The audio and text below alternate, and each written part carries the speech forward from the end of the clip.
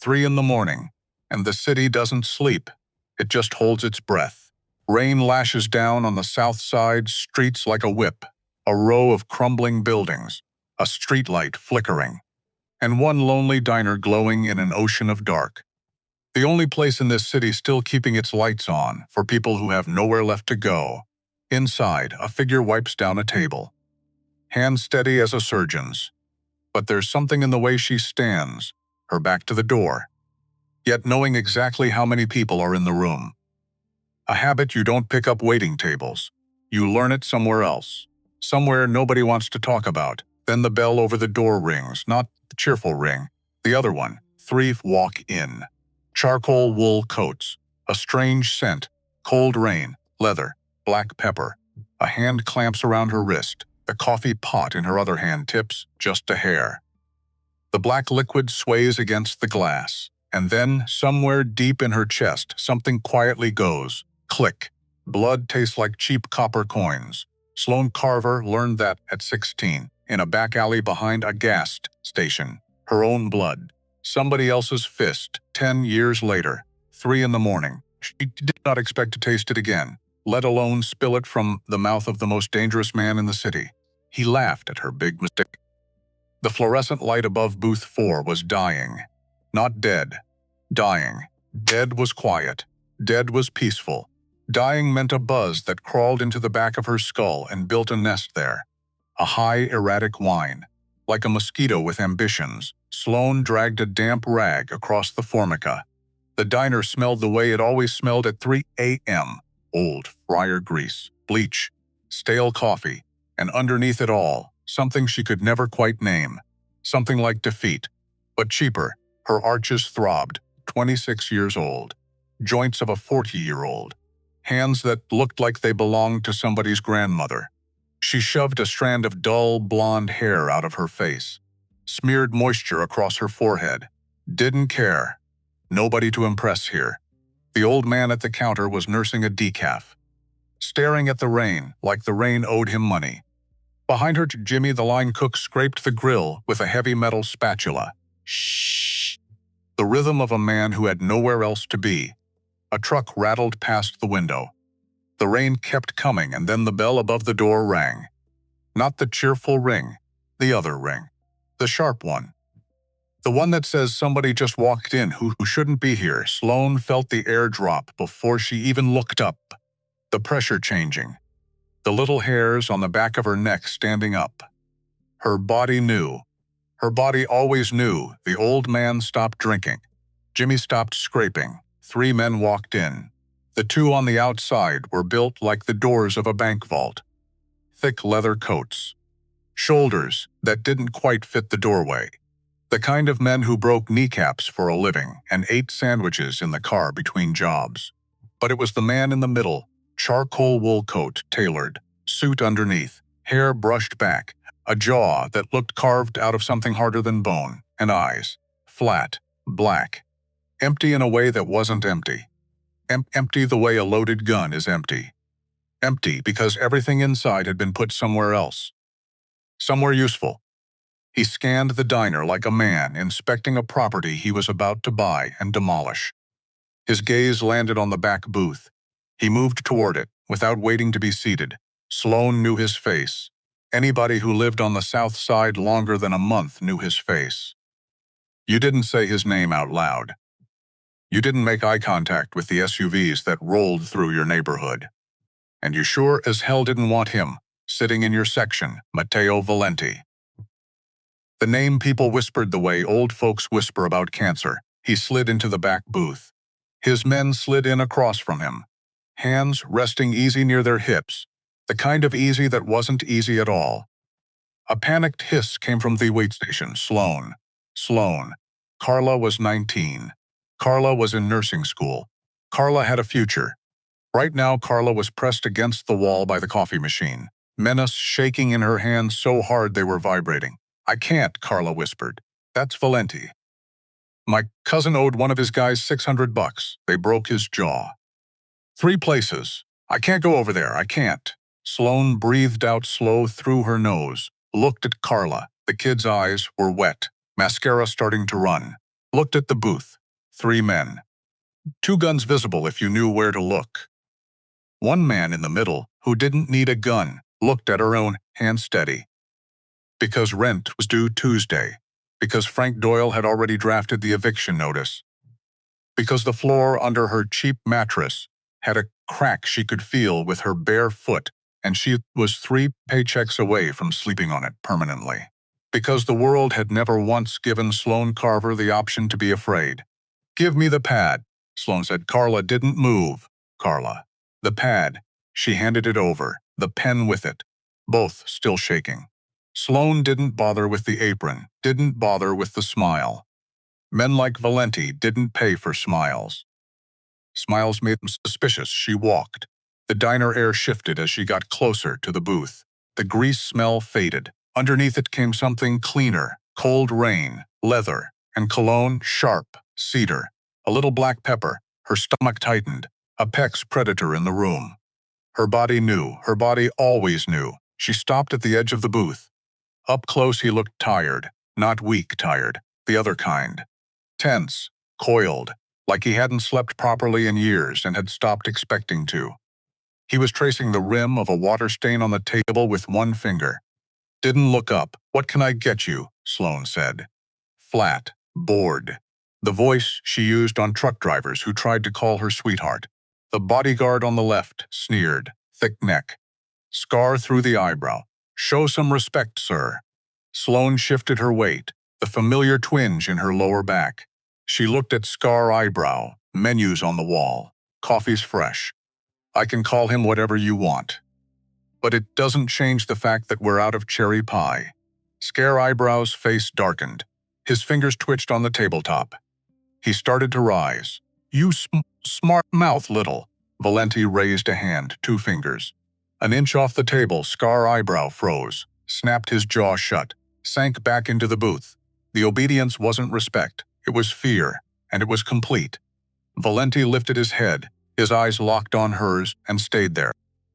He took her in, the chipped fingernails, the name tag pinned crooked, the dark crescents under her eyes. A long, slow appraisal of nothing that mattered. "Black coffee," he said. His voice was a low rasp that lived somewhere below the floor. 3 of them. "Bring a clean pot." "Sure," she turned, walked back to the counter. Her heart was doing the panic bird thing inside her ribs. Hands like a surgeon's, grabbed the orange rim pot. Regular, brown was decaf. 3 heavy mugs. Wiped the rims. She could feel the stairs burning into her spine the whole way back. She walked back. Set the mugs down. 1, 2, 3. Didn't spill a drop. She reached across to put the last mug in front of Scar eyebrow, and his hand shot out, clamped around her wrist. Steel vice Sloan went perfectly still. The coffee pot in her free hand tipped a hair. The black liquid inside swayed against the glass. Scar eyebrow's thumb pressed into the tendon. Hard. Looking for the flinch. "I don't like your attitude," he murmured. "You need to learn how to talk to your betters." "Sweetheart." Pain bloomed up her forearm. She didn't gasp. She didn't pull. Pulling gives them leverage. You learn that at 12. In a back hallway. With the smell of beer on a foster father's breath. You learn it and you never forget. "Let go of me," Sloan said. Quiet. Calm. Wrong kind of calm. The calm of a fuse that's already lit, he chuckled. Looked at Valenti for approval. "She's giving orders now." Valenti leaned back. Elbows on the backrest, mildly amused. The way a man watches a stray cat try to hiss at a Rottweiler. He took a slow sip of his coffee. His eyes never left her face. He was waiting. For the tears, the apology, the begging. He'd seen it 1,000 times in 1,000 rooms. "You got a mouth on you, waitress," Valenti said. Condescension dripping off every syllable. "You think you're tough, coming at my men." In a place like this, he set the mug down. A soft click, he laughed. A short, rough laugh that scraped against the silence. "Prove it." Something inside Sloan went click. Not a bang. A click. A safety being turned off. 18 years of swallowing pride. 18 years of looking at the floor while men with heavy hands took what they wanted. 18 years of cheap copper pennies and cracked lips. And pretending the ringing in her ears was most nothing. All of it. In one dismissive laugh, she didn't think. She didn't pull away. She stepped into him, twisted her wrist sharp against his thumb joint, the weakest point of the human grip. His hold broke with a price brushed grunt, and in the same motion she slammed the heavy glass bottom of the hot coffee pot down on the back of his hand. Pinned it to the formica. He roared, tried to yank back. She had already pivoted. The second bodyguard lunged across the table. She caught a fistful of his leather jacket, used his own momentum, drove his face into the edge of the table. Crunch, cartilage, wet. Bright crimson sprayed the salt shaker. He slumped back, hands over his nose, groaning. 3 seconds, maybe less. Valenti hadn't moved. He was reaching for nothing. He hadn't had time. She kicked the heavy wooden chair beside the booth, sent it skidding into his shins. He dropped his hands to block on instinct, and that was when she grabbed 2 fistfuls of expensive wool lapel. She didn't try to punch him. He was twice her weight, built like a tank. Punching gets you a broken hand.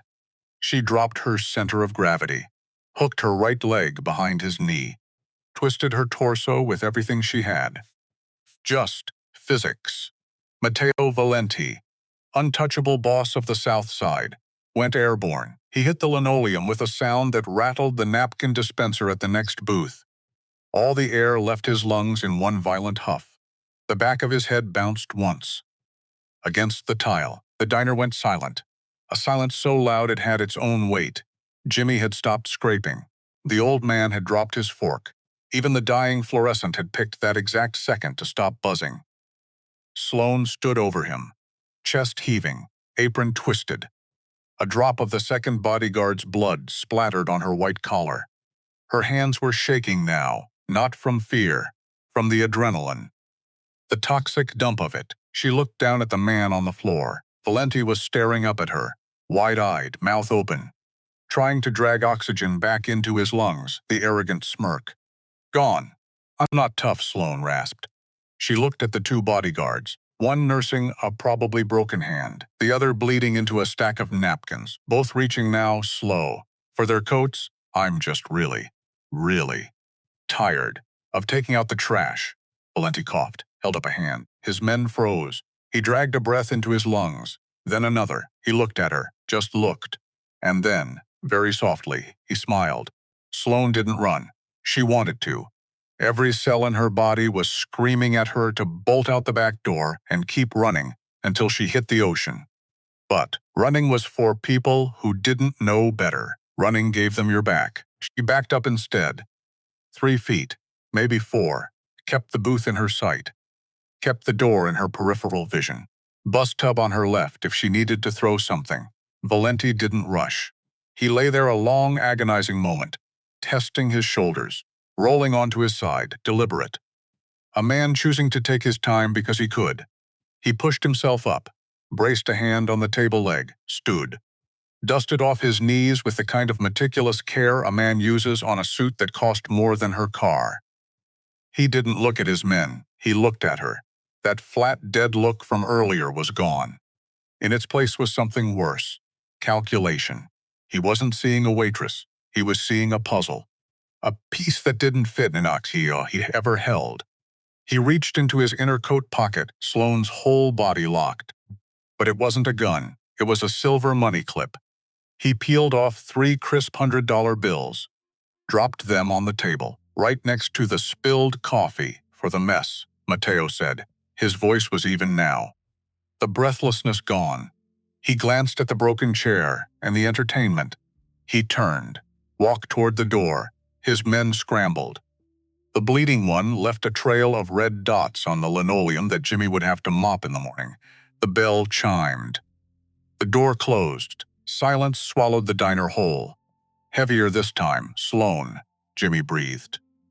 He walked out from behind the counter, greasy spatula still hanging from his hand. He looked at the empty booth, at the $300 sitting next to a puddle of coffee. At her, he looked like a man at a funeral. You're dead. You know that, right? You just signed your own death certificate. Shut up, Jimmy. But her voice didn't have its usual bite. She scrubbed a shaking hand over her face. pressed the heels of her palms into her eyes until sparks danced in the dark. Just grab a mop. Please. The rest of the shift was a slow drowning. Every car that drove past the rain-streaked windows, her heart slammed against her ribs, every rattle of the pipes in the wall. She heard a slide racking. She wiped tables on autopilot, refilled the old man's coffee twice. He left without finishing it, left exact change. Wouldn't make eye contact. At 6 a.m. the sun dragged itself over the skyline, sickly pale gray, bleeding. Through heavy clouds, she clocked out, changed in the cramped bathroom that always smelled faintly of mildew, pulled on a faded oversized sweater, denim jacket that did nothing against November. She folded the $300 and pushed it deep into her jeans pocket. It felt radioactive against her thigh. She stepped into the alley. The cold hit her like a slap. Wet asphalt, rotting cardboard, exhaust fumes. She pulled her collar up, kept to the shadows. A black sedan idled at 4th and Elm. Sloan stopped. Her breath plumed in the freezing air. She slid behind a rusted dumpster, waited, watched. A woman got out of the sedan, dragging a screaming toddler by the wrist. Just a mother coming home from a night shift. Sloan exhaled, slow, shaky. She was losing it. Men like Valenti didn't send hit squads at sunrise. They worked in the dark. They took their time. She kept walking. She did not see the man across the street, sitting in the driver's seat of a parked sedan, cigarette in one hand, phone in the other. Watching her, his name was Hollis. He had been waiting at this corner since 4 a.m. He let her pass, watched until she turned onto her block, then picked up his phone. "Yeah," he said. "It's her. I'll handle the introduction tomorrow." Her building was a crumbling brick heap with a broken buzzer and a front door that didn't latch. 5 flights of stairs. Sour smell of boiled cabbage on 3. Cigarette smoke on 4. Somebody's TV playing infomercials on 5. She unlocked her apartment. Threw the 3 deadbolts. 1, 2, 3, clopped against the cheap wood. So tired her teeth hurt, but she didn't go to bed. She walked to the closet, pulled out a battered tin box from the back. The kind that used to hold cookies a long time ago.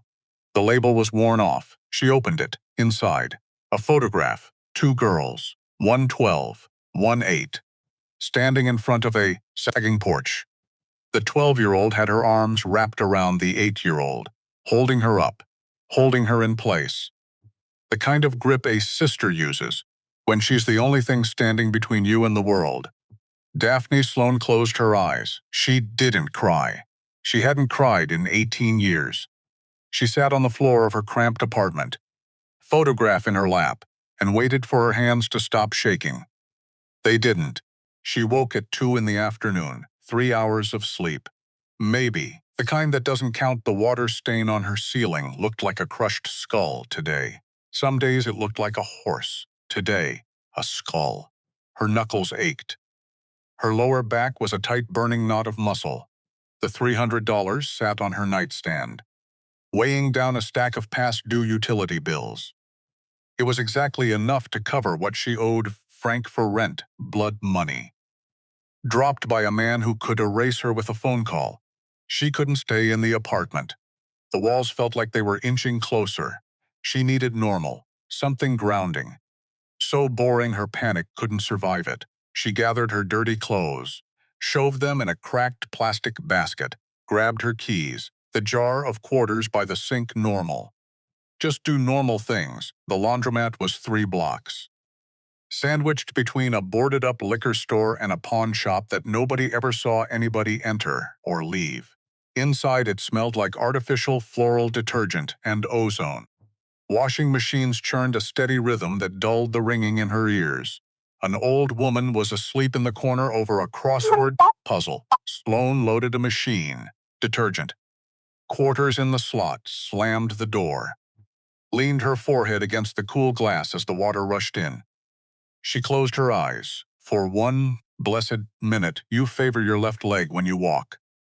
The voice wasn't loud. It didn't need to be. It cut through the hum like a straight razor. Her eyes snapped open. Cedar and black pepper. She turned slowly. Matteo Valenti was leaning against the row of folding tables.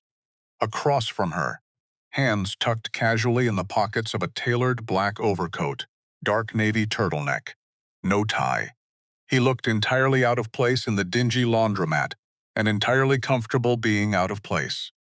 A faint purple bruise flowered along his jawline, right where she had slammed him into the floor. She looked at the front door. A massive man in a dark jacket was standing outside, not one of the two from the diner, pretending to look at his phone, blocking the exit without seeming to. She had no weapon. She had a basket of damp clothes and a roll of quarters. "Old injury?" Matteo asked. "Or just tired? What do you want?" It came out rough, scraped raw. But it didn't tremble. That was the important part. He looked around the laundromat. Cracked linoleum, flickering overhead light. A faint expression of distaste. "I was curious," he said. "It's not every day a waitress in a dead-end diner drops a man twice her size with a textbook judo sweep. Takes years to learn how to manipulate a center of gravity like that." He took a slow step forward. She took an instinctive step back. Her spine hit the vibrating metal of the washing machine. "So I made a phone call." Sloan Carver. Grew up in the foster system. Group homes in the Rust Belt. Arrested twice at 18 for assault. Both charges dropped. Because the men you put in the hospital refused to testify. She couldn't breathe. Then you drop off the map. You show up here, keeping your head down. Pouring coffee for minimum wage. He had unspooled her entire life in less than 12 hours. The violation was physical. A cold hand reaching into her chest and rearranging her organs. "You don't know anything about me." "I know you're wasting your talents," Matteo said. Soft, he stopped a few feet from her, close enough she could see the faint stubble shadowing his bruised jaw. "I don't have talents," Sloan shot back. "I have a temper, and your guy put his hands on me.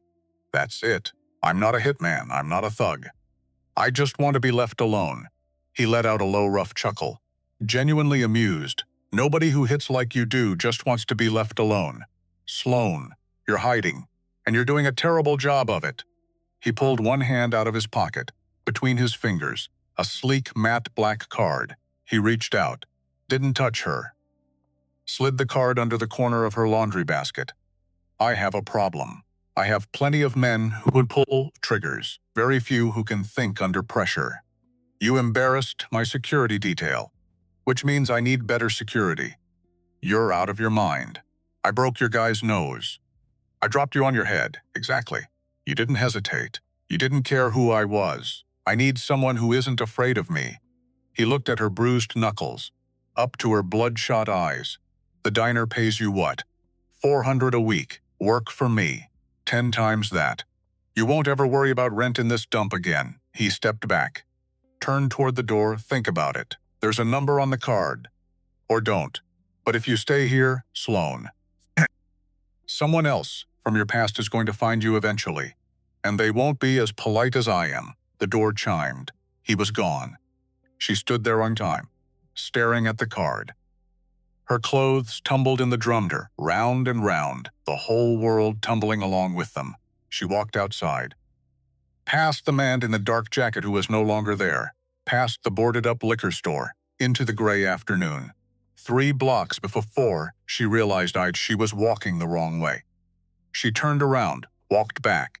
The card was still there. She picked it up, slipped it into her pocket, decided she would throw it away when she got home. She did not. The next morning she opened her eyes, and the world was wrong. She knew it before she'd lifted her head from the pillow. Some small animal part of her brain that had been on watch for 18 years pinged a warning. The apartment was too quiet. She sat up slowly. The deadbolts, all 3, still locked. The chain, still in place. The fire escape window, still cracked the same 1 inch she always left it for air. Nothing was disturbed. Nothing was moved, except in the kitchenette, on the counter. A coffee cup, a clean white ceramic coffee cup. Steam still curling off the surface. Sloan had not made coffee. Sloan did not own a clean white ceramic coffee cup. She froze. She listened. Refrigerator hum, radiator clank. A truck downshifting on the street outside. Her own pulse drumming behind her eardrums. Nothing else. She slid out of bed, bare feet on cold floorboards, picked up the heavy iron skillet from the drying rack, cleared the apartment bathroom. Empty. Closet. Empty. Behind the sagging armchair. Empty. Under the bed. Empty. She came back to the kitchenette. There was something underneath the cup. A folded piece of paper. She lifted the cup with 2 fingers, like it might bite, set it on the counter, unfolded the paper.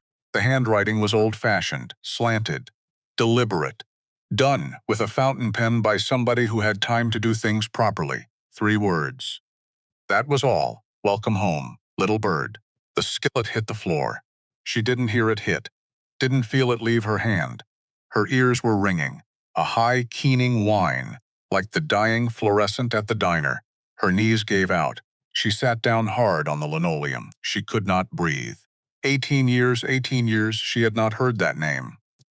Little bird. Nobody called her that. Nobody had ever called her that. Except Silas Crow, the man with the silver ring. The man whose face she had spent a decade trying to forget and never quite managed. The man who was supposed to be locked away for another 4 years. He was out. He was here. He had been inside her apartment while she slept. The coffee was still hot. That meant minutes. He had left minutes ago. He had stood over her bed, watched her sleep, walked into her kitchen, made himself a cup of coffee, sat at her table, drank some of it, left her a note, and left. She crawled to the toilet, was sick when she could stand again. She made herself walk to the bathroom mirror. She had to see her own face. She had to know it was still her face. She turned on the cold water, pressed her palms against the porcelain, looked up, and on the mirror. Written in dark red lipstick, her own lipstick, the cheap one she kept in the drawer beside the sink, uncapped now, sitting next to the soap dish in the same slanted handwriting. A second message, so much to talk about. Sloan gripped the edges of the sink. Her reflection looked back with eyes she had not seen in a long time. The eyes of an 8-year-old girl hiding under a kitchen table, listening to a man with a silver ring walk slowly down a hallway. She did not call the police. Police were for people who could afford to be saved. She walked back into the main room, took off her sweatpants, pulled on her jeans, the good ones with no holes, pulled on a black sweater, the one without the unraveling cuff, brushed her hair, tied it back tight. She did not pack a bag. A bag was something you could lose. A bag was something a man like Silas could find and rifle through and learn things from. She took the photograph. Daphne and her on the porch, folded it once and slid it into the back pocket of her jeans. Then she walked to the dresser, opened the top drawer, pushed aside the pile of cheap cotton until her fingers closed on the matte black card. She held it for a long time. A leash. A very expensive velvet-lined leash held by a very expensive man with very expensive eyes. But a leash held by Matteo Valenti was a leash with teeth on the other end, and right now, somewhere in this city. Silas Crow was sitting in a chair, drinking the rest of his coffee. Waiting for her to come find him, she picked up her phone, walked into the alley behind her building, bricks slick with old rain. A grocery cart with 3 wheels rusting against the dumpster. She dialed the number. 2 rings. A voice picked up, smooth, neutral. The voice of a man whose job was to never be remembered. Yes, this is Sloan Carver. She did not recognize her own voice. It was older. I need an address. A pause. The faintest sound of a pen scratching on paper somewhere on the other end. A car will be at your building in 22 minutes. The line went dead. She stood in the alley. The cold wind cut through her sweater. She watched her breath plume in the air and disappear. 18 years she had spent building a small, careful life out of nothing. A diner job, a leaky apartment, a photograph in a tin box. 18 years of staying small and in 18 seconds. With a phone call to a number on a black card. She had ended it. She walked back inside, sat on the edge of her bed, waited. The radiator clanked. The pipes shuddered. Somebody 2 floors down was yelling somebody else about a TV remote. 22 minutes later, exactly. A black town car pulled up outside her building. She did not look back at the apartment as she closed the door. She did not turn the deadbolts. There was nothing left inside worth locking up. The driver said nothing. Merged into morning traffic, the city slid past the tinted glass in a gray, wet blur. Brake lights bloomed and faded. In her pocket, the photograph of Daphne pressed against her thigh. In her other pocket, the matte black card. The car pulled into the underground garage of a glass and steel high-rise downtown. The smell of hot brake pads, expensive wax. A man was waiting by the elevator banks. Tailored gray suit, thick neck, squared shoulders of a fighter, wire-rimmed glasses that didn't belong on his face, Miss Carver. I'm Knox. Mr. Valenti is expecting you. 42nd floor, do I get searched? His lips twitched up, the smallest smile. Mr. Valenti said not to bother. He assumes if you wanted to kill him, you would have done it with the coffee pot. He swiped a key card. The steel doors slid open. The elevator was silent, mirrored. Her ears popped as it climbed. She looked at her reflection. Faded jeans, scuffed combat boots, gray sweater that was starting to fray at the cuff. A stray dog being dragged into a show ring. The doors opened with a soft chime. The 42nd floor wasn't an office. It was a penthouse, floor-to-ceiling windows. The city skyline stretching out under low gray clouds. Dark, polished hardwood, the smell of fresh espresso and rain. And cedar. And black pepper. Knox led her past a minimalist kitchen into a sunken living area. Matteo Valenti was sitting at a slab of a concrete dining table. 2 laptops, stacks of folders. 2 men beside him speaking in low, rapid Italian. He looked up, white dress shirt, sleeves rolled to the forearms. The faded ink of tattoos winding under the fabric. The bruise on his jaw was darker today, deeper purple. He held up a hand. The 2 men stopped talking instantly. Gathered their folders, walked past her without a glance, disappeared into the elevator. Knox set down a duffel bag she didn't remember handing him. Retreated. Vanished. She was alone with Matteo. You didn't sleep. He leaned back, picked up a sleek black pen, tapped it against a folder. Somebody was in my apartment. She didn't soften it. She didn't have the energy. His eyes sharpened. That was all. A scope adjusting focus. Who? She didn't answer. She wasn't ready. She wasn't going to tell him until she knew what she was selling and what he was buying. You offered me a job, she said. I'm here. I want to know what the catch is. He set the pen down, stood, walked around the table. His footsteps were silent on the hardwood. He moved with a terrifying grace. The way men move when violence is a language they've been speaking since childhood. He stopped a few feet from her, close enough that she could smell the faint trace of bourbon under the cologne. No catch. My current security detail is heavy on intimidation. Big, loud, thuggish. The people I deal with now don't get scared by broken noses. They sit in boardrooms. I need somebody who doesn't look like a threat. Until it's far too late, so I'm a prop. You want a guard dog that fits in a purse. He let out a low laugh. If I wanted a lapdog, I'd buy one. He pulled a thick stack of bills from his pocket. Banded in white paper. 10,000. Signing bonus. Buy clothes that don't look like they came out of a donation bin. Knox will show you to your room down the hall. She stared at the money. More cash than she had ever seen in her life. Enough to buy a bus ticket to anywhere. Enough to disappear, but disappearing required a place to disappear to. And Silas Crowe had already found her in the one place she had spent 8 years carefully not being found. There was no disappearing now. There was only this. She reached out and took the money. She didn't say, thank you. She looked him dead in the eye. If one of your guys touches me again, I won't use a coffee pot next time. His smile was slow, sharp, entirely dangerous. I'm counting on it. Knox showed her to a room down a long hallway lined with abstract paintings she didn't understand. The room had a bed bigger than her entire apartment had been, a walk-in closet, a bathroom with a tub she could have drowned in, a window with a view of the river. She set the duffel bag on the bench at the foot of the bed. The duvet was so soft, her hand sank into it up to the wrist. She did not lie down. She walked to the window.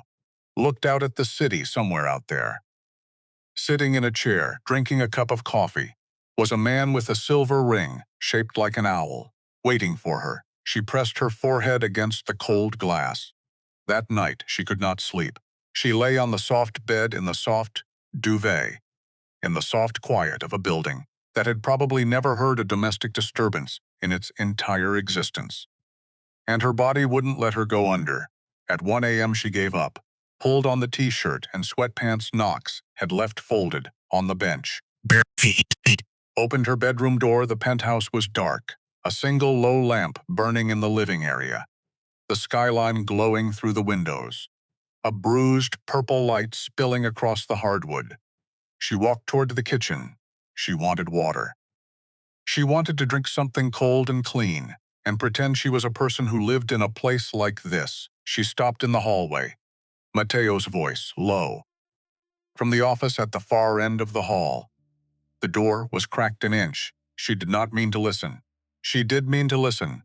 She held very still. I told you not to call this line. A pause. I know what he wants. He wants me to know he's back. Another pause. No, not yet. He'll come to me when he's ready. He always did, like a slow burn. A longer pause. Silas Crowe was a dead man 8 years ago, and he'll be a dead man 8 days from now. I'm not in the mood to play with him a second time. The world tilted. Sloan took a step backward. Bare feet on cold hardwood. Silent, she made it to her room, closed the door without a sound, pressed her back against the wood, slid down to the floor. Silas Crowe, Matteo Valenti. 8 years ago, her cheap drugstore lipstick on a mirror. Welcome home, little bird.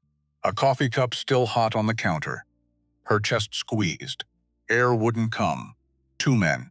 2 men who had reasons to want each other dead. 2 men whose paths crossed 8 years ago in a way she didn't know about. And she was standing between them. Wearing a sweater Matteo Valenti had bought her. Living in a room Matteo Valenti had given her. Carrying his money. In her pocket. She did not know whose side Matteo was on. She did not know if there were sides. She did not know anything, except that the 8-year-old girl under the kitchen table. The girl Daphne had thrown her own body in front of so many times. The girl who had taught herself to fight as she had to. That girl was not going to stay small anymore. She got up off the floor, walked to the bathroom, cold water on her face, cold water on the back of her neck. She looked at her hands. Steady. She walked back to the bedroom, opened the duffel bag, pulled out the cheap holster Knox had given her that afternoon, and the heavy compact pistol that had come with it. She did not put it on. She placed it on the nightstand, right next to the photograph of her sister. She turned off the lamp, sat on the edge of the bed in the dark. Outside the window the city pulsed. A million lives going about their business. Drunks stumbling home. Bakers starting their first rises. Children turning over in their beds. And somewhere out there, a man with a silver ring shaped like an owl, drinking a cup of coffee, waiting, and somewhere closer, down the hall, a man with a bruised jaw, talking on a phone in the dark. Planning something she couldn't see the edges of yet. Sloan Carver sat on the edge of a bed that wasn't hers, in a building that wasn't hers, in clothes that weren't hers. And in the dark she said, very quietly, to no one, "All right, just that, all right." Then she lay down on top of the covers, in her clothes, with one hand on the grip of the pistol on the nightstand, and waited for morning. Morning came gray. It always came gray in November. She was already awake when the soft knock came at her door. The knock came at 6 a.m. Exactly, Miss Carver. Training in 20, she did not say thank you. She got up, pulled on the workout clothes that had appeared in the closet overnight. Black leggings, black shirt, cross trainers that fit better than any shoe she had ever owned. She did not ask how they knew her shoe size. She did not want to know the answer. The gym was 4 floors below the penthouse. A private elevator with a key card she had not yet been given. Knox swiped her down. The doors opened onto a space that was not a gym. It was a temple, polished concrete floors, mirrored walls, a heavy bag that had never been used, A mat that smelled of new rubber. Free weights racked in perfect descending order. Nobody else was there. Nobody else was ever going to be there. "How do you want to do this?" Knox said. "You hit me. I hit back. Whoever stops first loses." He smiled. It was not a friendly smile. It was the smile of a man who had just realized this was going to be more interesting than he'd planned for. He hit her in the ribs. Sloan went down. She came back up, hit him in the throat. He went down. He came back up.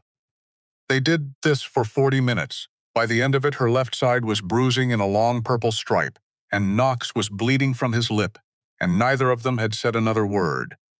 He held up a hand. She stopped. He spat blood onto the mat, wiped his mouth on his forearm. "Who taught you?" he said. "Nobody." "Bullshit," she didn't answer. "You've got fundamentals. The footwork, the angles, the way you cover your liver on the inside. That doesn't come from getting jumped in alleys." She picked up the water bottle. Drank. "Maybe I got jumped in a lot of alleys." He looked at her a long moment. "Whoever taught you was a professional." She handed him the bottle back. Then he should have done a better job. 3 weeks of this. 6 a.m. wake-ups. 40 minutes of contact work. An hour of tactical drills. Another hour of weapons. Then breakfast, then briefings. Then the city. Knox didn't try to make her hit harder. She already hit hard. He tried to make her hit cleaner. Don't bite. Don't gouge. Don't grab the nearest object and turn it into a weapon. Those things work in alleys. They don't work in rooms with cameras. He taught her to look like a wall. To read a room in 3 seconds. The exits, the cameras, the angles, the hands. Always the hands. The most dangerous man in any room is the man whose hands you can't see. She had known that one since she was 8. She did not see Matteo for 9 days. He was in the city. He was somewhere. The signs of him were everywhere. Folders moving around the concrete dining table. Phones ringing in rooms with closed doors. The smell of his cologne still lingering in the elevator at 6 in the morning. Hours after he must have used it. But she did not see him. She told herself she didn't care. Until day 10, when he was sitting at the breakfast bar, reading something on a tablet, black coffee in front of him, wearing a charcoal sweater. No tie, no suit. The bruise on his jaw was gone now. It had taken the bruise to remember he could heal. He looked, that morning, like something carved out of stone that had remembered. It was a man. She froze in the hallway. He didn't look up. "You're walking lighter." "Knox is working on my weight distribution. He's good at it. He should be. I paid for him to be." She walked into the kitchen, poured herself coffee. The carafe was heavy ceramic. The mug was heavier. The whole apartment was furnished by a man who didn't trust anything that could break easily. "There's a sit-down tonight," she stilled. "An associate of mine named Carmine. He runs the shipping yards on the east side. He's been skimming for 6 months. He thinks I don't know." She turned to face him. "And you've decided I'm going. I've decided you're going." She leaned against the counter. The coffee was very good. It was one of the things about the penthouse that made her angrier than she could explain. "What's the job?" "You stand at my right shoulder. You don't speak. You watch the hands. You watch the mirrors. You watch the doors. If anybody reaches, you drop them the way you dropped me, and if everybody behaves themselves, then we have dinner. Civilized men break bread before they break bones. Is that supposed to be a joke?" He finally looked up. His eyes were tired. She had not noticed it before. She noticed it now. "No, it's not a joke." The town car smelled like new leather and cold rain. She sat beside him in the back. He was in midnight blue. Silver tie clip. The kind of suit that made other men aware of their own suits. She wore black. Tailored. The kind of black that suggested funeral or operating theater. Take your pick. The shoulder holster sat under her left arm. The weight of it had stopped feeling strange 3 days ago. That bothered her. "What do you want to know?" Matteo said. He was looking out the window. The city sliding past in red and yellow streaks. "I want to know what Carmine thinks I am." He turned his head. "He thinks you're a woman in a suit. He thinks I brought you because I'm sleeping with you. He thinks the real bodyguards are the two men in the lobby downstairs. He thinks you're decoration. Good, that's exactly what I want him to think. She looked out her own window. A bus pulled up next to them at a light. Inside it, a woman was crying, just sitting in a window seat, tears running down her face, looking at nothing. Sloan watched her until the light turned and the bus pulled away. She did not know that woman. She felt for that woman more than she had felt for anyone in a long time. Matteo, she had not used his name before. The cabin of the car went very quiet. Yeah, who's Silas Crow? He did not move. He did not flinch. He did not look at her. The air in the car did something. A small change, a pressure shift. The way the diner had changed when he'd walked through the door 3 weeks ago. Where did you hear that name? I overheard it. The first night. You were on the phone. A pause. Silas Crow is a man who used to do business with my father a long time ago. He's been in prison for the last 8 years. He's not your problem. He sounded like your problem. He's not my problem either. He's a problem I'm going to handle. The car pulled up at the steakhouse. He did not say anything else. She did not ask. But somewhere in her ribs, something heavy and cold settled into place. The steakhouse was a private back room. Cigar smoke hung in the air like a gray curtain. Roasted meat, aged bourbon, old money. The kind of room that smelled the same way it had smelled in 1962 and was going to smell the same way in 2062. Considered that consistency a moral virtue. Carmine sat at one end of a mahogany table. He was a heavy man, heavy face, heavy hands. A nervous tic that made him keep dabbing his upper lip with a linen napkin. 2 bodyguards stood behind him, big, thick-necked, aggressively incompetent. Sloan cataloged 2 exits, 1 in. 1 service door behind the bar in the corner. 3 cameras. The big one over the bar was real. The smaller ones in the corners were decoys. The mirror behind the sideboard was angled wrong. She could see the reflection of the back of Carmine's bodyguards from where she stood. Both of them had holsters under their left arms. Both of them favored their right hands. The one closer to the wall had a wedding ring. The one farther from the wall did not. He had a tan line where one used to be. Recent divorce. A man going through a recent divorce will reach for his weapon faster than a man who isn't. He has fewer reasons not to. She filed it. Carmine was already talking. It's a misunderstanding, Matteo. I swear to God. The manifest was shorted at the port of origin. $3 million of electronics doesn't just evaporate. It doesn't evaporate, Carmine. Matteo's voice was smooth. He took a slow sip of his scotch. And yet my accountant found a very interesting sudden influx of cash in your brother-in-law's shell company. Exactly $3 million minus laundering fees. Carmine flushed deeper red. Recent divorce shifted his weight. That was it. The bodyguard whose right arm she would have to break. You're accusing me. After 10 years. Carmine slammed his fist on the table. The silverware jumped.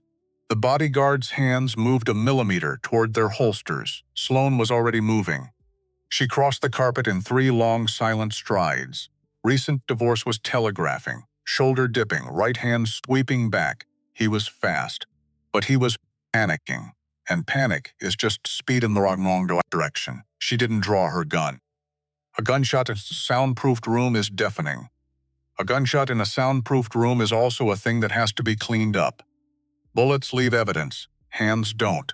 She slammed the heel of her palm into the nerve cluster, where his neck met his collarbone. Brachial stun.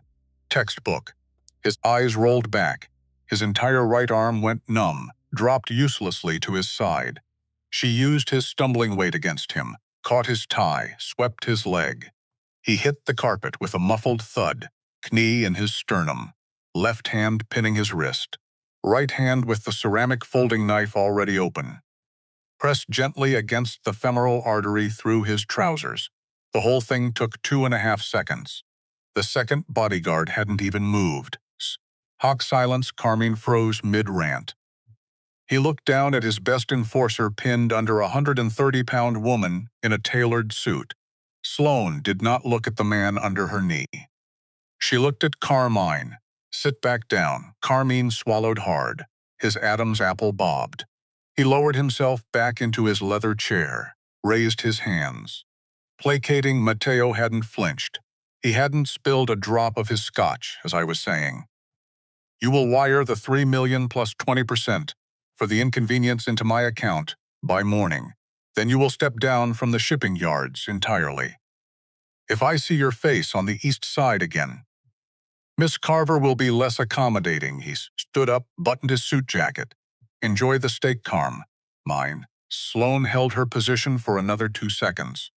Pressed the ceramic blade just enough that recent divorce's eyes watered.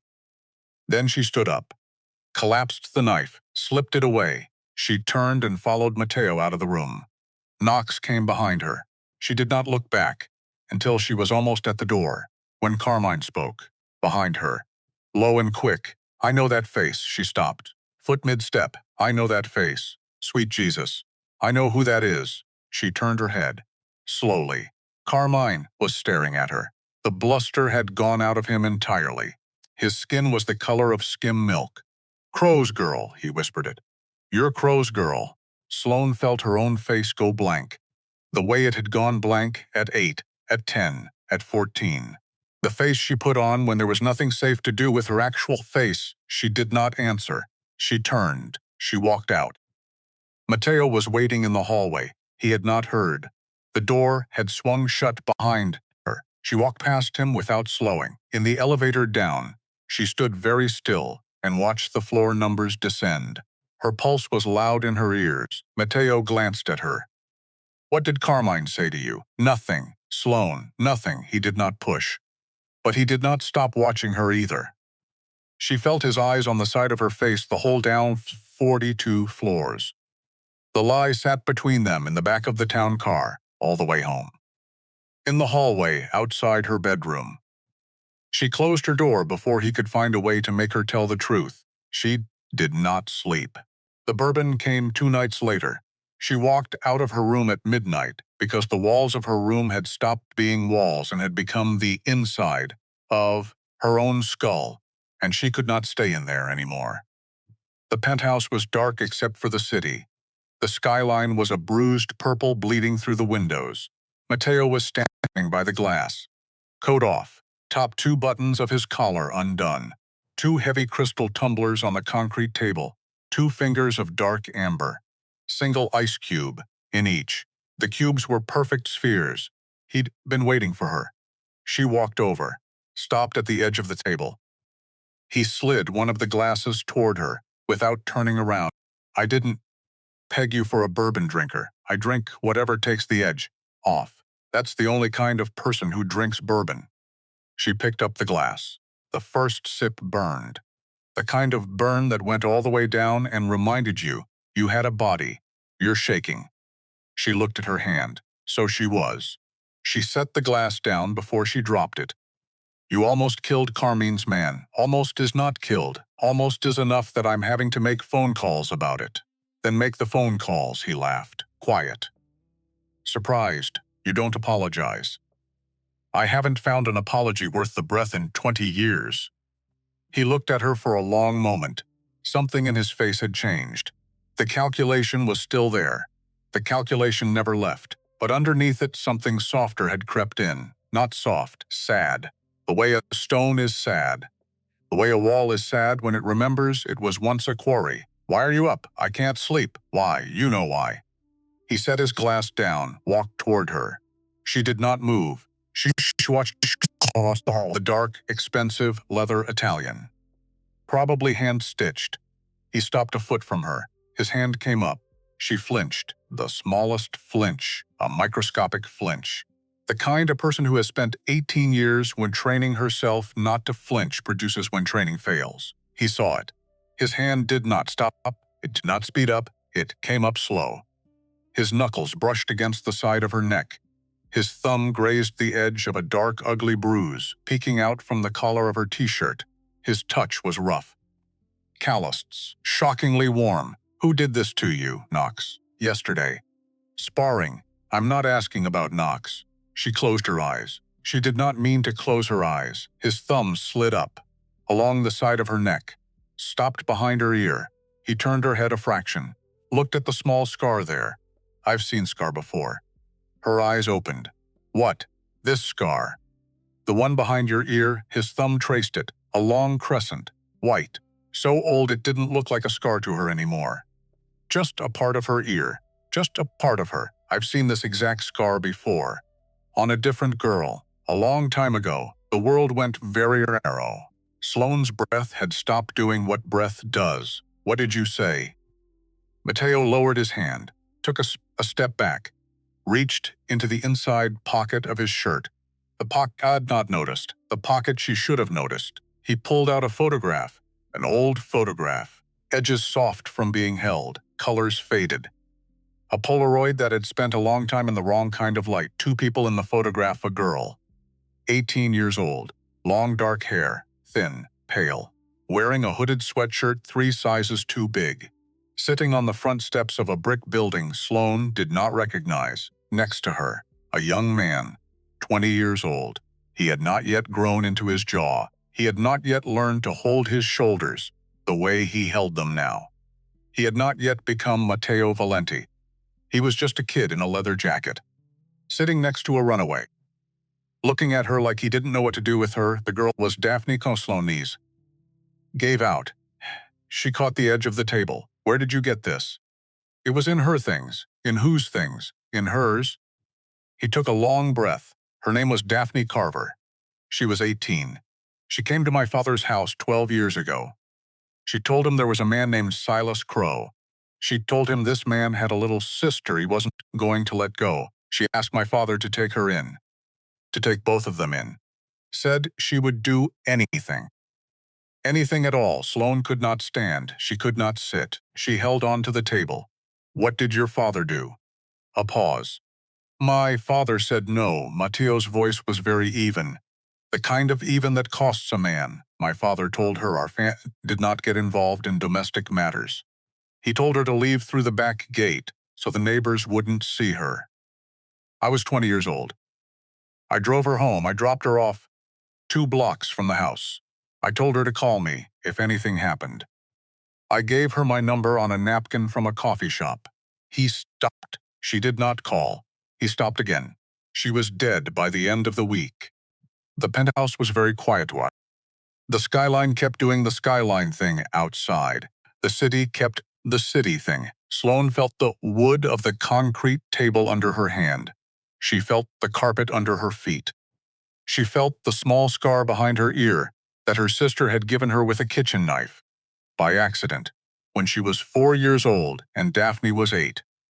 And Daphne had been trying to cut Sloane's hair, and Daphne had cried for an hour afterward and held Sloane in her lap and rocked her, and rocked her. She felt all of these things.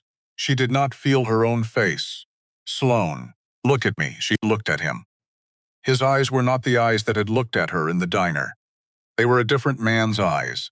A man she did not know. I found her 3 days later. In a lot behind a gas station off the interstate. I buried her myself. A long silence. I have been looking for her sister for 12 years. She took a step back. You hired me. You didn't hire me because I dropped your guy in a diner. I hired you because you dropped my guy in a diner. And you proved you could do it. Both things are true. You hired me because I'm her sister.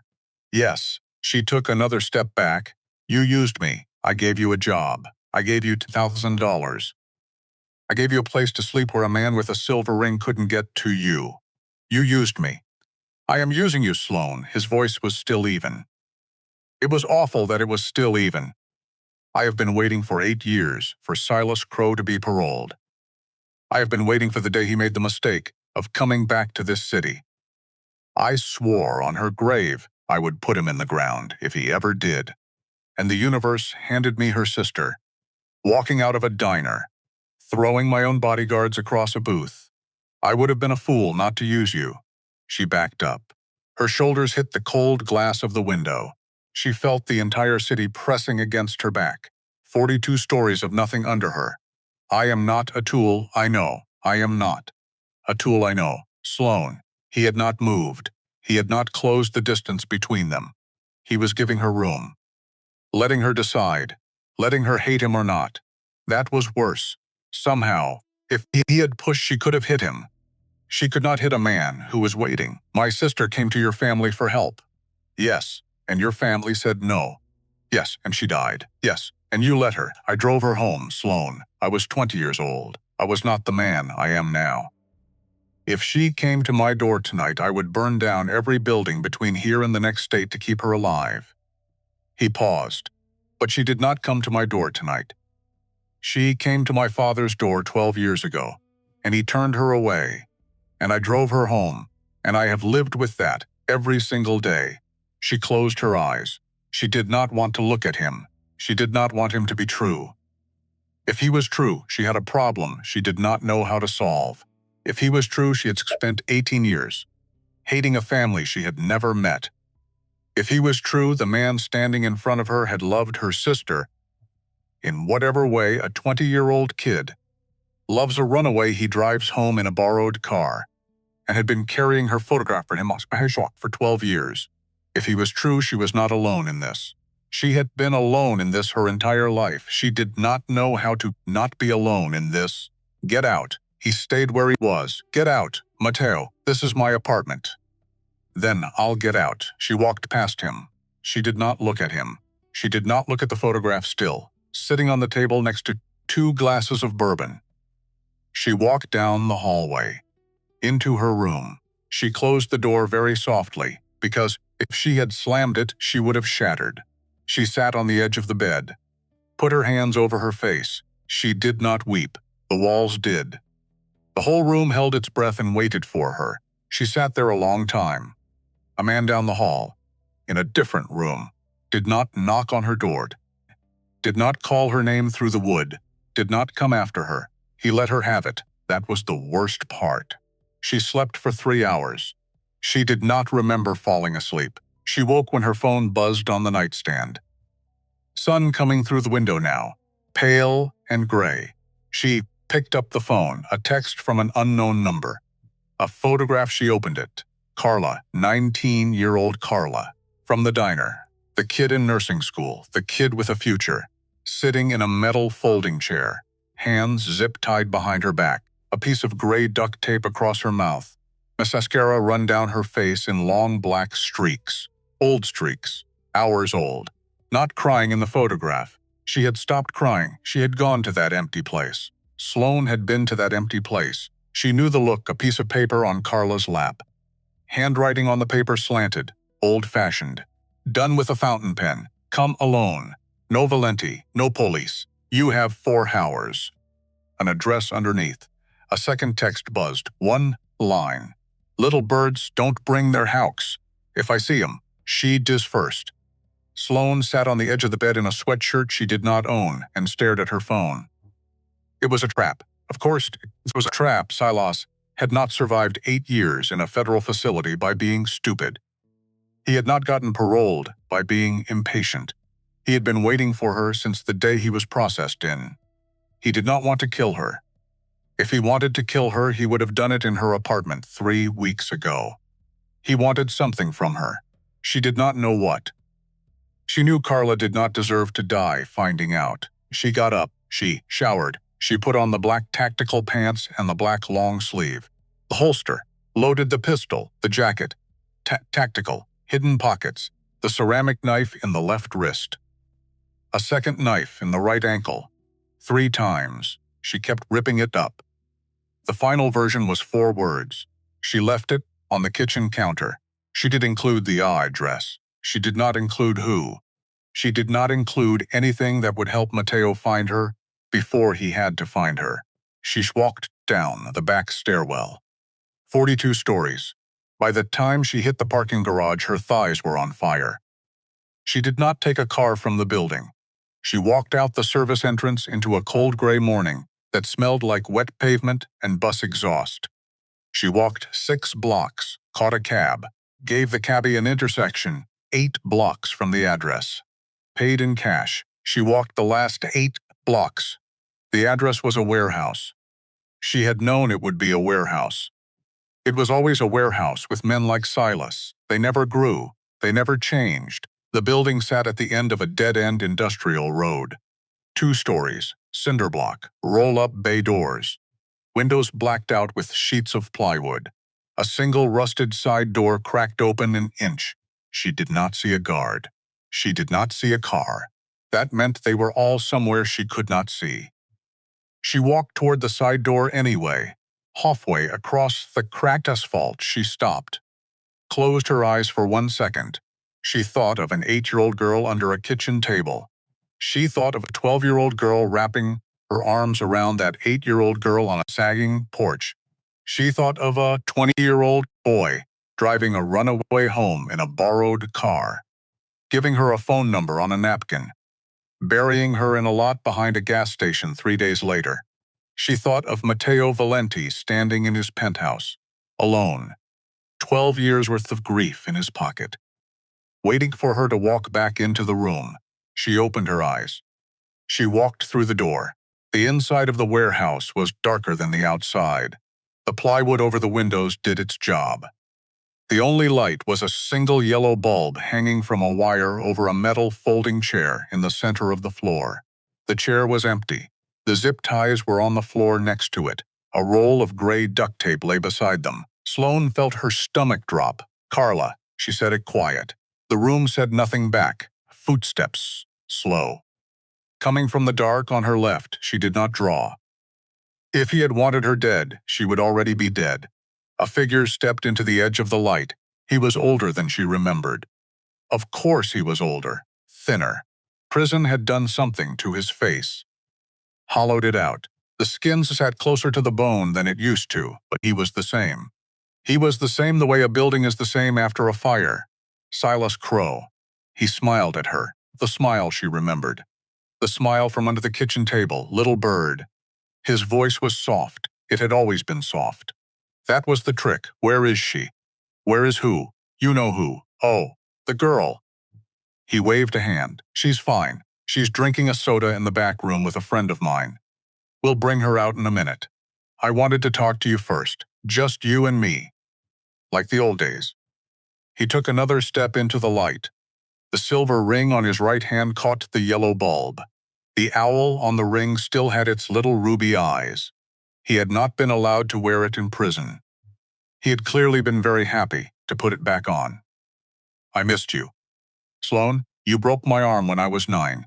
You made me angry when you were 9. You broke my collarbone when I was 11. You spilled the soup. You killed my sister. The smile changed. It did not disappear. It just changed. A smile she had not seen since she was a small girl. That wasn't me, little bird. You're a liar. I have never lied to you. He took another step. 10 feet away now. Behind him in the dark, Sloan could feel other shapes, other men. 2, maybe 3. And in the deeper dark behind those, sitting in a chair, a shape she could see only in outline. A long, thin shape. A man. A man in a coat. Her phone buzzed in her pocket. She did not look at it. Silas saw her not look at it. His smile widened. You should answer that. It's probably your boyfriend. She kept her eyes on him. Where is Carla? In a minute. First, there's somebody I want you to meet. He turned his head toward the dark behind him. Come on out. She's wondering. The shape in the chair stood up, walked forward into the light. He was a tall man, late 50s, gray at the temples, a coat that fit too well, the kind of face that looked honest, the kind of face you would trust to find your daughter if your daughter had gone missing. He smiled at Sloan. A warm smile, Miss Carver. I don't think we've been properly introduced. My name is Hollis. I'm a detective. I gave you my card outside the diner. The world stopped. A voice that had told her on a sidewalk 3 weeks ago that he had been hunting Valenti for 20 years. A voice that had offered to keep her safe. A voice she had been right not to trust. Silas put his hand on Hollis's shoulder. Hollis has been a great help. For a very, very long time, 20 years, Hollis said. Sloan took one slow step back toward the door. Don't, little bird. You'll only embarrass yourself. Behind her in the dark, she heard the click of a hammer being cocked. Then another. Then another. 3 men, 3 guns. She had walked into exactly the trap she had known was a trap. She had done it for the right reason. It was still a trap. Silas spread his arms wide. The owl on his ring winked at her under the yellow bulb. "Welcome home, little bird. We have so much to talk about." 3 hammers cocked behind her. 3. She had counted 2 from the dark and assumed a third. She had been right. She was always right about the number of guns in her room. The one talent the world had given her without asking. She kept her hands away from her body, open, visible. The yellow bulb hummed. Silas stepped closer, 5 feet. 4. Hands behind your back, little bird. Sloan did not move. Sloan, she did not move. Silas sighed. The sigh from her childhood. The sigh that came right before things got bad. He nodded once at the dark behind her. A boot scraped concrete. A barrel touched the base of her skull. Cold, steady. The man behind her had held a gun in this position before. Many times. He was not nervous. She put her hands behind her back. A zip tie went on. Tight. Tighter than it needed to be. Tighter than it needed to be on purpose. She did not flinch. The man behind her patted her down, took the pistol from the holster, took the ceramic knife from her wrist, took the second knife from her ankle, took her phone, took the small folding lockpick from the seam of her jacket, took the wire saw she had hidden in the lining. He missed the third knife, the one Knox had told her about that morning. She had taped it to the back of her belt, inside the waistband, where a male hand would not look unless that hand was looking for it. The handle of it pressed against her spine like a small, steady promise. She filed the promise away. "Sit her down," Silas said. A pair of hands pushed her shoulders. She sat in the metal folding chair, her wrists already swelling against the plastic.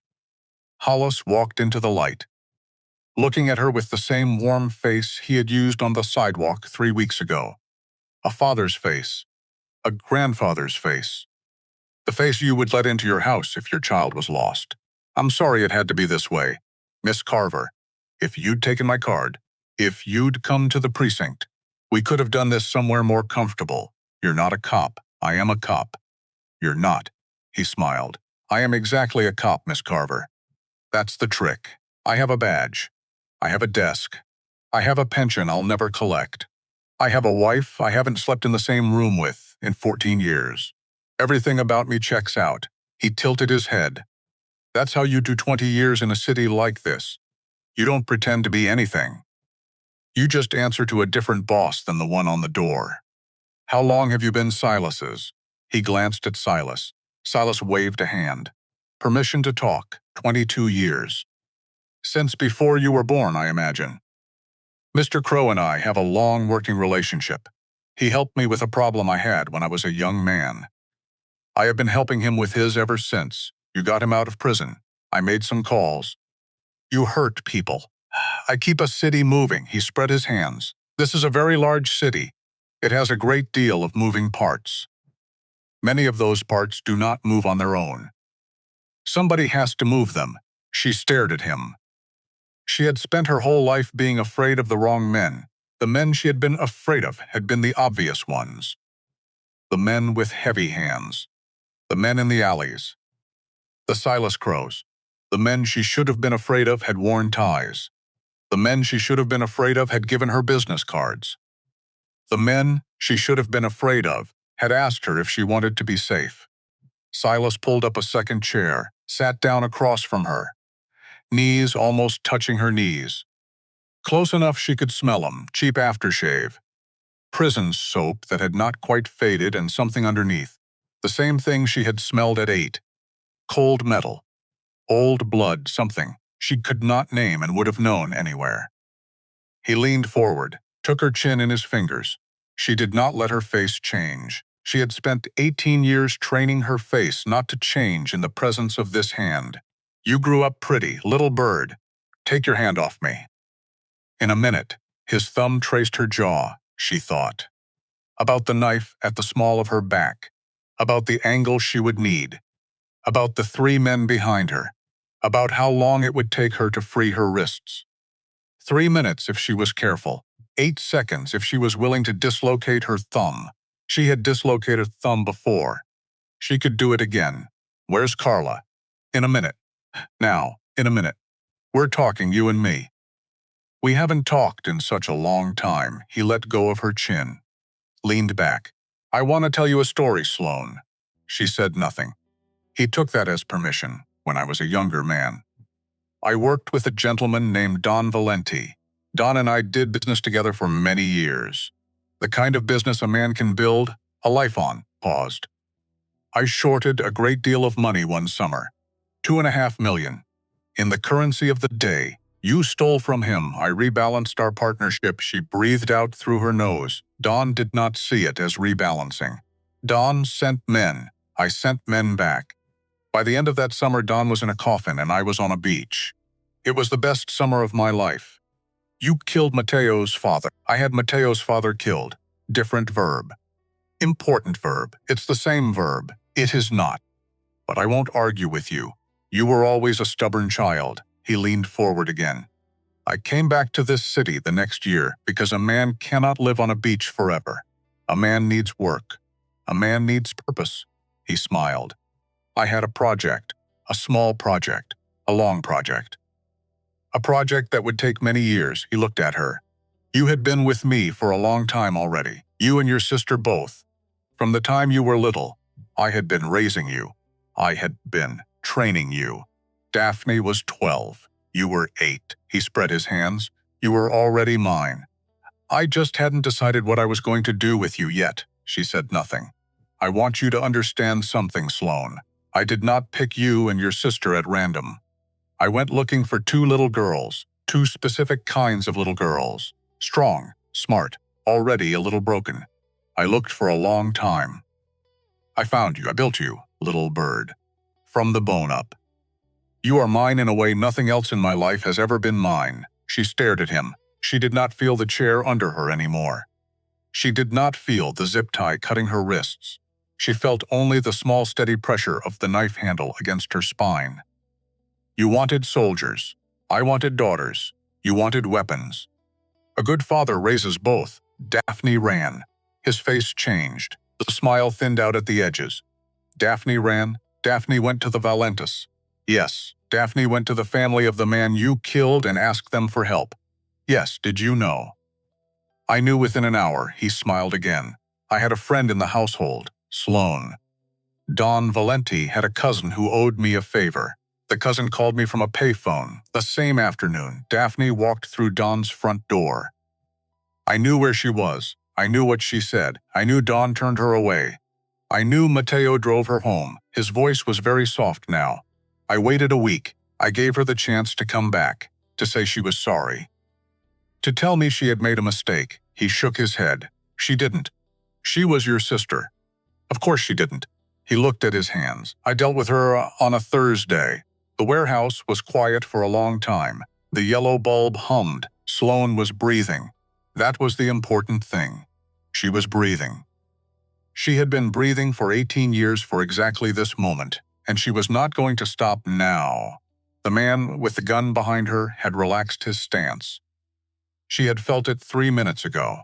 He had been on the balls of his feet. Now he was on his heels. He had decided this conversation was the show. He had decided the danger was not in this room. He was wrong. She rolled her wrists, a small motion, slow. The zip tie bit. She felt the swell of her own blood pressing the plastic. She thought about the angle of her shoulder, about the moment Silas would lean in, about Hollis standing 6 feet to her right, within stab range if her hands were free, about the dark behind her.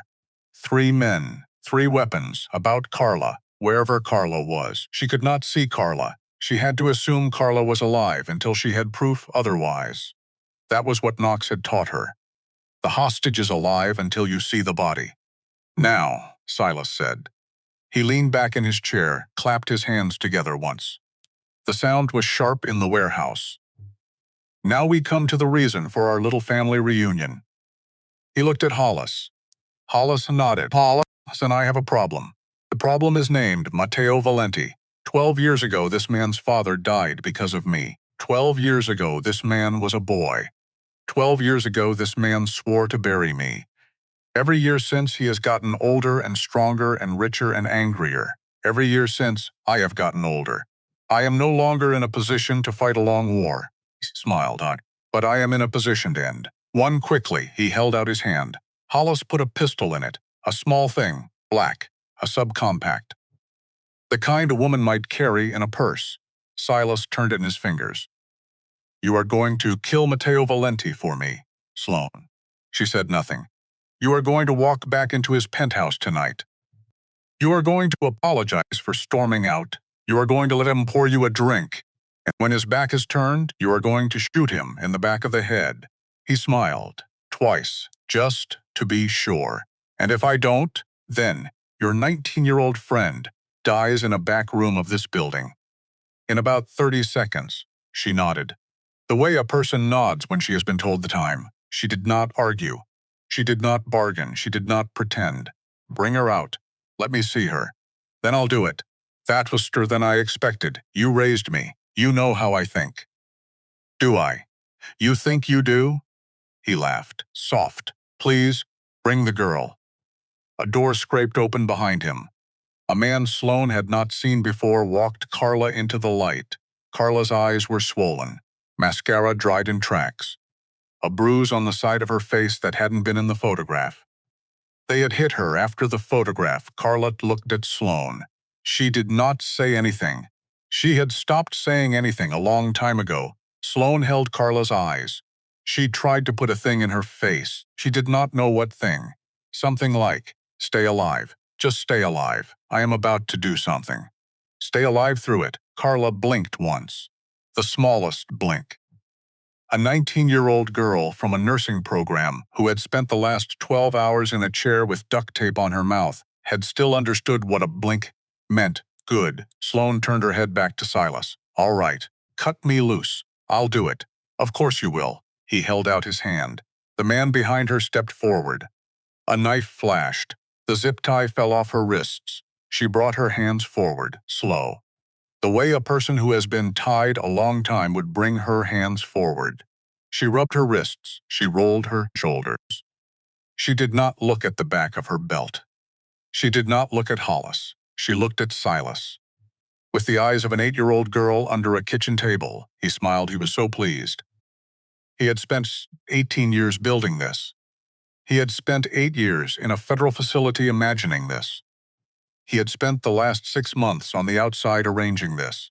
And now it was happening. He stood up, held out the small black pistol. Take it. She took it. The grip was warm from his hand. She did not feel anything about it. She was empty. She was open. She was ready. There's no firing pin. Just so you know, I'm not a fool. The gun is for show, to get you in the door. You'll use his own. He keeps a Glock in the desk drawer of his study. Top right. I had a friend in the building tell me. She nodded. Tucked it into the empty holster under her arm. Silas spread his hands. That's my girl. He turned to walk back into the dark. He turned his back on her. Sloan moved.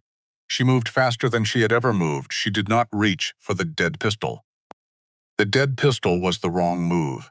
The dead pistol was the move he was expecting her to try. She reached behind her back. The third knife came free. She did not throw it. She had 2 seconds. She had Hollis to her, right at 6 feet. She had 3 armed men in the dark behind her. She had a man with a gun on Carla. 2 seconds. She used them. She crossed the floor, drove the knife up under Hollis's chin. Up. Straight up. A thing Knox had practiced with her, on a leather dummy for 3 weeks, until her shoulders ached. The knife went in. To the hilt. Hollis's eyes opened very wide.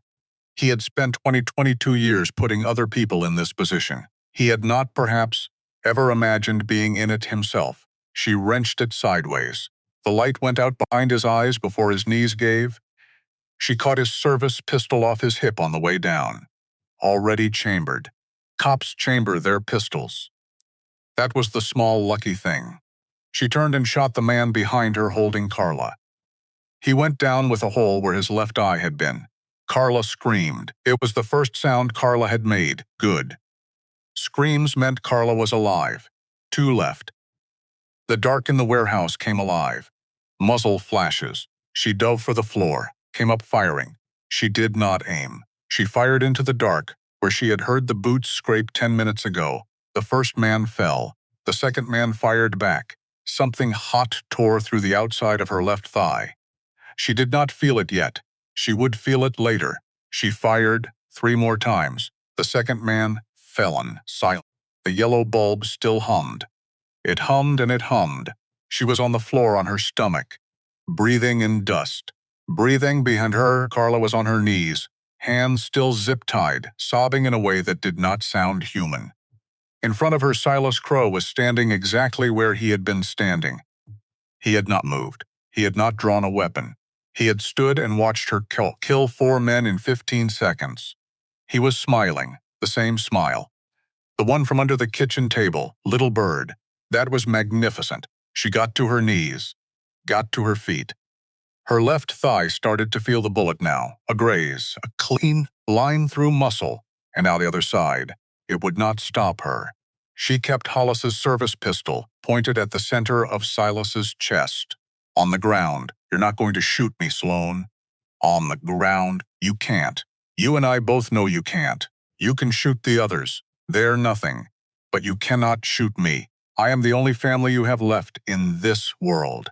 I am the only person who knows you. Get on the ground. I built you, Sloan. Get on the ground. I am in your blood, she breathed out. Breathed in. Lowered the pistol an inch. Silas smiled. Took a step toward her. That's right. Come back to me, little bird. Come home. He took another step. Sloan raised the pistol. She shot him in the kneecap. The sound was enormous. Silas screamed. He went down, on his back, hands at his ruined knee, face white, mouth open.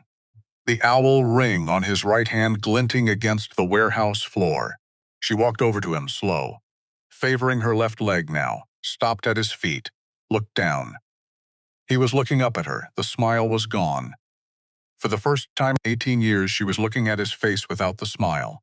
She had not known until that exact moment that without the smile, he was just an old man on a warehouse floor with a hole in his knee. That was all he was.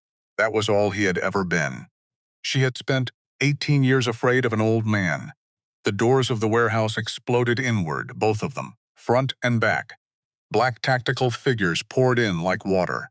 Lasers cut the dark. A voice shouted, Valenti on the ground. Get down. Get down. She did not get down. She did not turn. She kept the pistol pointed at Silas. She heard boots crossing the warehouse. She heard the voice she had been listening for without admitting it.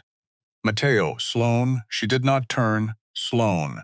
Look at me. Stay back. Sloan, stay. Back. She heard him stop. 3 feet behind her. She felt him.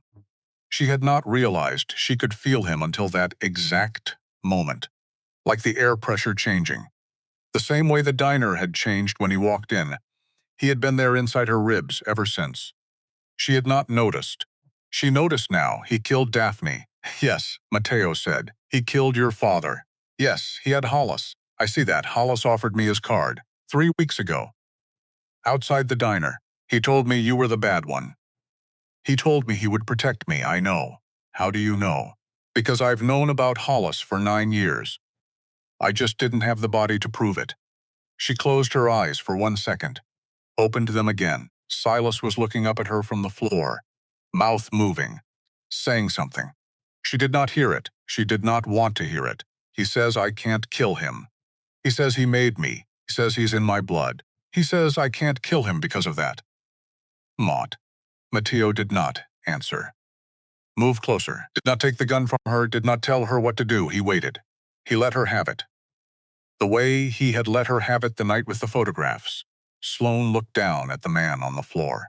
His mouth was still moving. She could hear him now. He was saying her name. He was saying, Little bird, little bird, little bird, you're not in my blood, Sloan said. You're just a man with a ring. She pulled the trigger. Once. A single shot. The owl on his right hand stopped catching the light. The yellow bulb kept humming.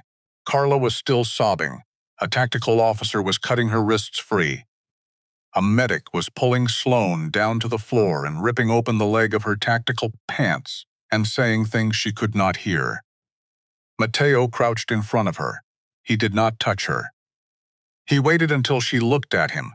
She looked at him. His face was the face of the boy in the photograph. It was also the face of the man who had let her storm out of his penthouse and not follow. It was both faces at the same time.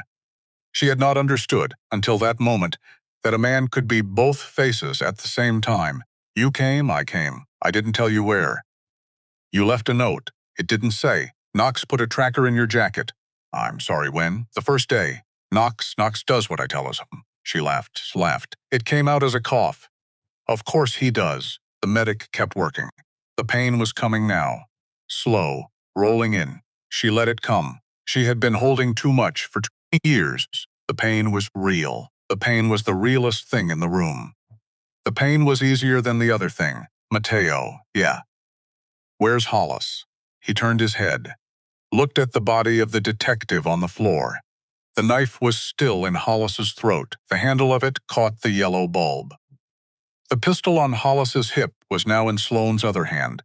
Matteo looked back at her. Hollis is going home with us. He's dead. Yes, you can't take a dead body home. You can if you have the right friends. He looked over his shoulder. A man in tactical gear, with no patch on his sleeve, nodded once. Federal authorities have been waiting for Hollis for 9 years. They didn't know who they were waiting for. They knew there was someone. I'm going to give him to them. With evidence. With a paper. Trail. With every name he ever protected. Including Silas, including you, including me. She looked at him. That's stupid. It's a trade. You'll go to prison. I might. I won't. The cake is bigger than the slice they want from me. They'll take Hollis and the network. They'll let me walk. He looked at her. And if they don't, I'll have known I gave them the man who took your sister, and the man who took my father, and the kid in nursing school over there who's going to live to graduate. The medic put pressure on her thigh. It hurt. She let it hurt. Why? Why what? Why are you doing this? He breathed out through his nose.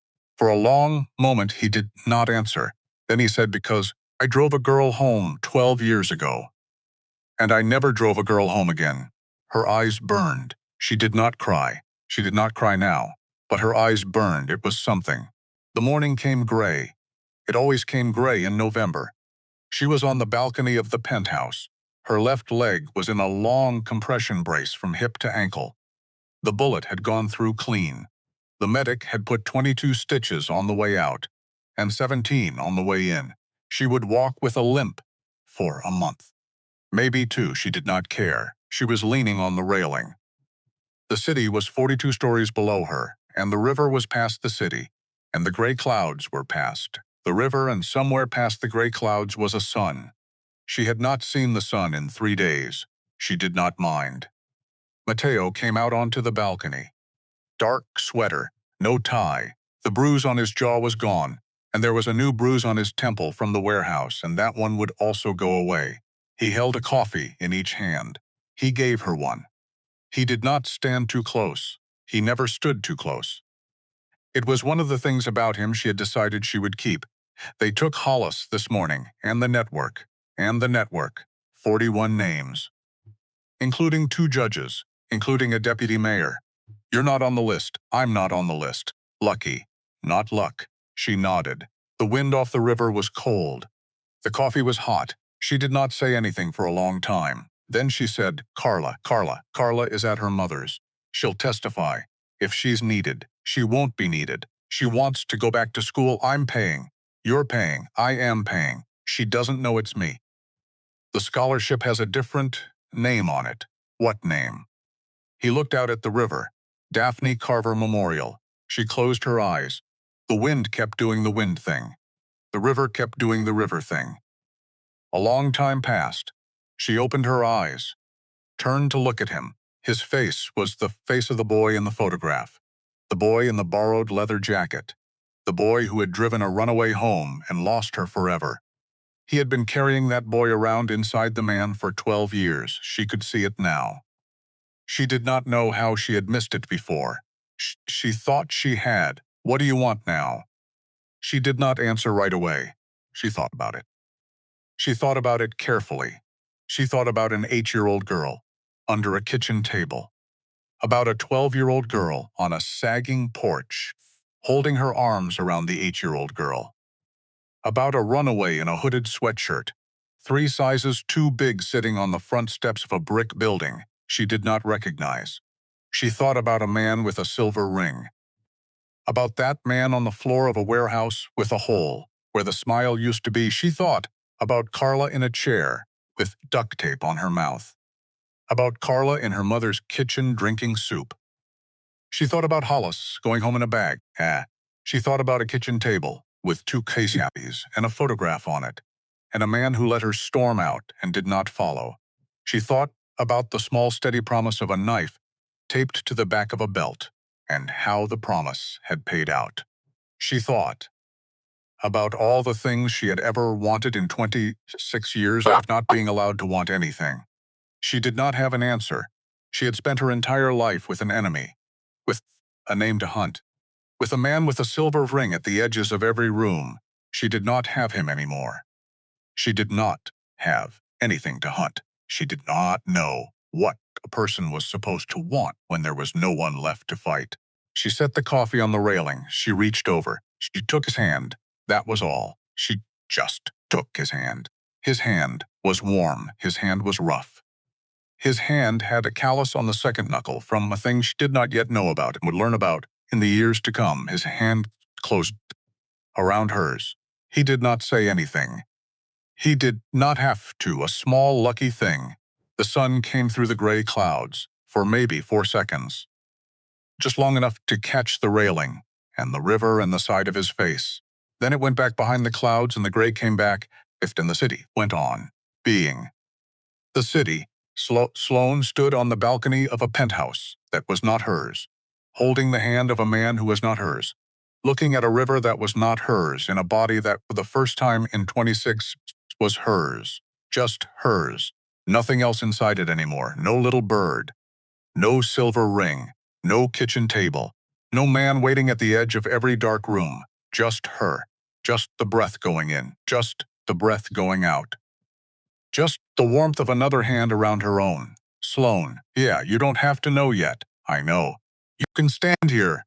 As long as you want, I know. A pause. I'm not going anywhere, Matteo said. She did not look at him. She did not have to. She felt him there. The same way she had felt him through the door of the warehouse, through the wall of the bedroom, through the dark of the penthouse. She had felt him for weeks. She had not known it was him. She knew it now. I'm not going anywhere either, she said. The words came out very quiet. She had not meant to say them. She did not take them back. A flock of birds rose off the bridge somewhere downtown and turned together against the gray and disappeared into the buildings on the far side. She watched them go. She watched until she could not see them anymore. She kept holding his hand.